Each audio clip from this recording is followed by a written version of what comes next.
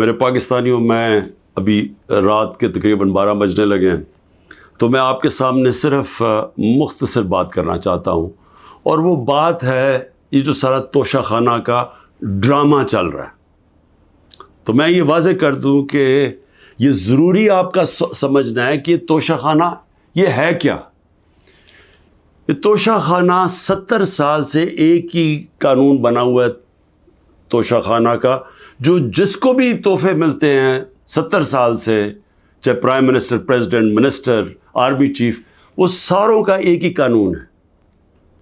اسی قانون کے مطابق جو بھی توشہ خانہ سے میں نے چیزیں لی، اس قانون کے مطابق چلا۔ اب یہ کیس جو توشہ خانہ کا چلنا شروع ہوا، یہ آپ کو سمجھنا چاہیے کہ اس کیس کے اوپر، یہ توشہ خانہ کیس کے اوپر میرے گھر کے اوپر حملہ ہوا۔ 4 دن پہلے پولیس پہنچ گئی کہ جی آپ نے وہ توشہ خانہ کا ایک میجسٹریٹ کے سامنے کیس سننے جانا ہے۔ 4 دن پہلے پولیس پہنچ گئی، اور یہاں پورا میرے گھر کے اوپر 26 گھنٹے اٹیک ہوا۔ مجھے جب 9 مئی کو غیر آئینی اور قانونی طور پہ اغوا کیا گیا اسلام آباد ہائی کورٹ سے، تو مجھے جب جیل میں لے گئے پولیس لائنز میں، وہاں مجھے ایک دم پتہ چلتا ہے کہ ایک جج صاحب، جج ہمایوں دلاور وہاں بیٹھے ہوئے ہیں، اور وہ آپ کے اوپر توشہ خانہ کے کیس کے اوپر کوئی کارروائی کرنا چاہتے ہیں۔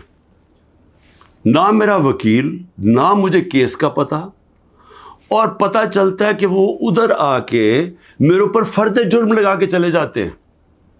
فرد جرم لگا سکتے ہی نہیں جب تک کہ میرے اوپر، جب تک مجھے پوری طرح بتایا نہ جائے کہ وہ ہے کیا، میرے سامنے فرد جرم لگتا ہے یا میرے وکیل کے سامنے۔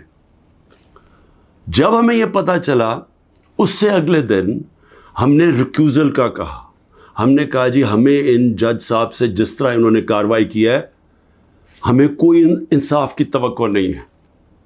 یہ 11 مئی کو ہم نے کیا۔ اس کے بعد بہرحال ایک پورا سلسلہ چلتا رہا جس میں یہ واضح ہوتا گیا کہ ایک پلان بنا ہوا ہے کہ توشہ خانہ میں عمران خان کو ڈسکوالیفائی کرنا ہے۔ مجھے ایک سوال دیے گئے، 35 سوال دیے گئے، کویسچن جج صاحب نے کہ جی ان کے جواب دو۔ محرم کی چھٹیاں بھی تھی، خیر ہم نے بڑا زور لگا کے اس کا جواب تیار کیا۔ میں نے کوئی 1 گھنٹہ عدالت میں کھڑے ہو کے کل سارے سوالوں کا جواب دیا۔ انہوں نے 2 کوئی گواہ رکھے ہوئے تھے، سرکاری گواہ۔ کوئی بھی ایسی چیز نہیں تھی جو میں نے 35 سوالوں میں جواب نہیں دیے، ایک ایک چیز کا جواب دیا۔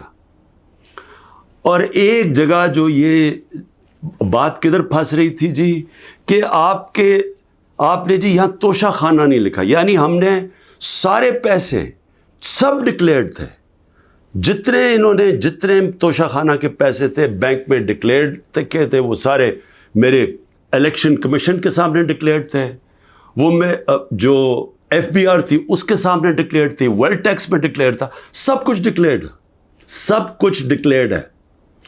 ایک جگہ پہ کہتے جی یہ پیسہ تو ہے لیکن یہاں اس کے اوپر توشہ خانہ نہیں لکھا۔ اب یہ میرے اکاؤنٹنٹ نے بھرا ہوا تھا، 40 سال سے میری وہی اکاؤنٹنگ فرم ہے۔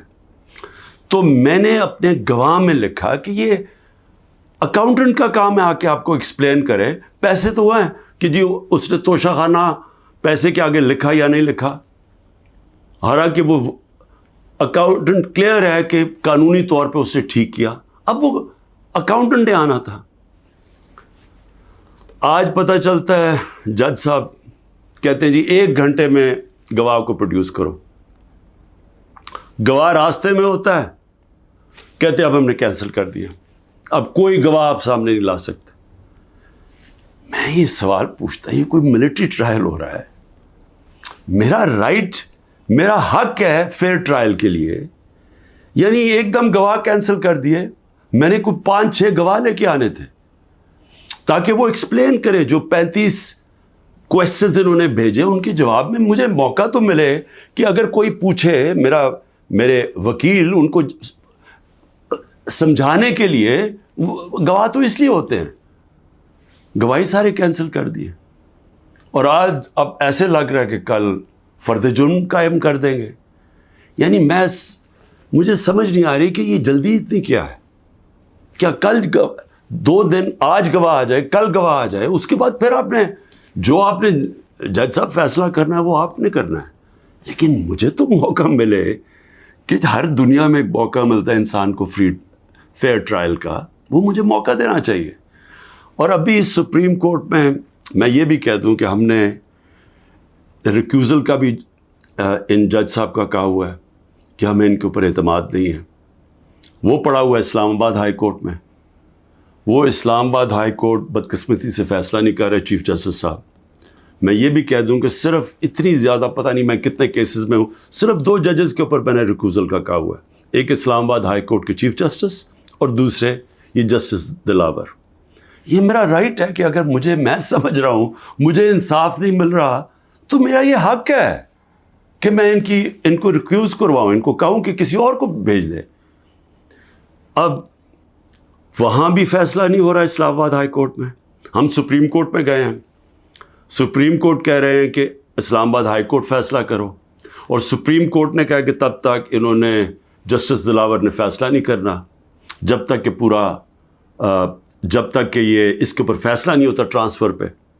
لیکن مجھے لگ رہا ہے کہ کل انہوں نے فیصلہ کر دینا ہے، اس لیے میں رات کو لیٹ آپ کے سامنے آ رہا ہوں. میں آخر میں ایک اور بات کہتا چلوں کہ فیس بک پہ 2014 میں جسٹس دلاور نے اپنی فیس بک پہ میرے اوپر ایسے ریمارکس دیے ہوئے ہیں جس سے لگتا ہے کہ وہ مجھے انصاف نہیں دے سکتے. یعنی ان کی ایک پرسنل ڈسلائک اس میں سامنے آ رہی ہے.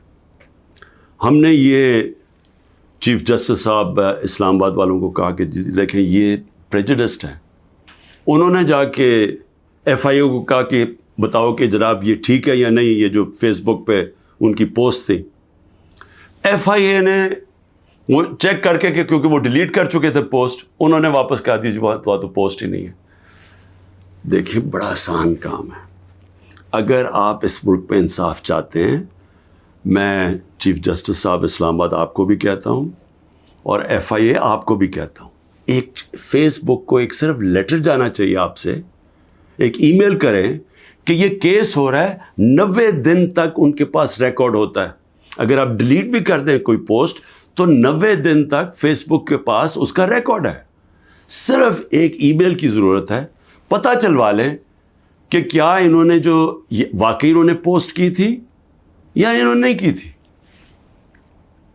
آدھے گھنٹے میں سارا اس کا پتہ چل جائے گا کہ کیا جسٹس دلاور نے واقعی وہ میرے اوپر جو بڑی ان کا مائنڈ شو کرتا ہے کہ وہ شاید میرے سے انصاف نہ کر سکیں، وہ پوسٹ میں ریفلیکٹڈ ہے.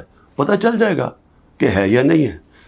تو ہم صرف میں یہاں بیٹھا ہوا ہوں، 200 کیسز ہونے لگے ہیں، ایک ایک فیس کرنے کے لیے تیار ہوں، فیس کر رہا ہوں. پچھلے 2 مہینے میں 350 عدالت میں کیسز کے اندر میری پیشی ہو چکی ہے. 350، یہ بھی ریکارڈ ہے. میں آگے بھی تیار بیٹھا ہوں، لیکن صرف یہ چاہتا ہوں کہ انصاف ملے. اور انصاف ملنا کوئی مشکل کام نہیں ہے. اگر صرف مجھے یہ موقع دیا جائے کہ اگر میں یہ سمجھتا ہوں کہ کوئی جج میرے سے انصاف نہیں کر رہا تو یہ میرا حق ہے کہنا کہ جی ٹرانسفر کر دیں کیس کسی اور جج کو. تو میں ابھی بھی امید رکھتا ہوں کہ کل فیصلہ کرنے سے پہلے اسلام آباد ہائی کورٹ اور سپریم کورٹ میری بات سنیں گے تاکہ مجھے فیئر ٹرائل مل سکے. شکریہ.